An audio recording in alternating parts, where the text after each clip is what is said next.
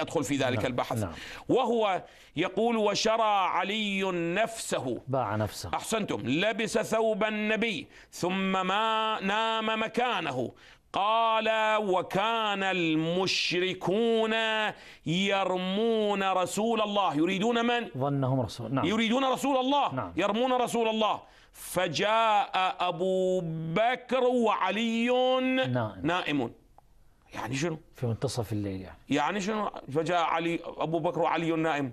مو أنتم تقولون أنه أبو بكر كان ماذا؟ مع رسول الله. كان مع رسول الله. أصلا رسول الله ذهب وأخذ بيده وخرج.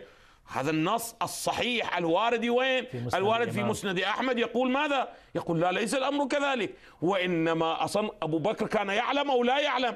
لا يعلم بخروج النبي، ولم يخبره بذلك، ولم يصطحبه معه أبدا أبدا. هذه كلها غير موجودة. المهم هذه قضية واقعا تاريخية تحتاج البحث، لأنه إذا تمت هذه الرواية إذ يقول لصاحبه لابد أن نعلم إذن من هو صاحبه. نعم. واقعا من هو صاحبه. لا ينبغي أن نرسل هذه القضية إرسال ماذا؟ إرسال المسلمات. نعم. ونقول لابد أن نبحثها تاريخيا. أنا الآن لست بصدد الإثبات أو النفي، ولكن أريد أن أقول هذا النص الصحيح يقول: فجاء أبو بكر، بودي أنه تخرج. أحسنتم. فجاء أبو بكر وعلي نائم. قال: وأبو بكر يحسب أنه نبي الله. هذا معناه أنه كان يعلم أنه خرج رسول الله من مكة أو لا يعلم؟ لأنه يحسب أنه رسول الله. نعم.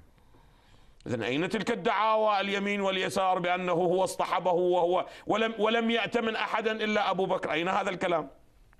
ويقينا عليا كان يعلم. هذا خير شاهد أن علي كان يعلم، بدليل أنه نام في فراش رسول الله. نعم. أما أبو بكر بحسب هذا النص كان يعلم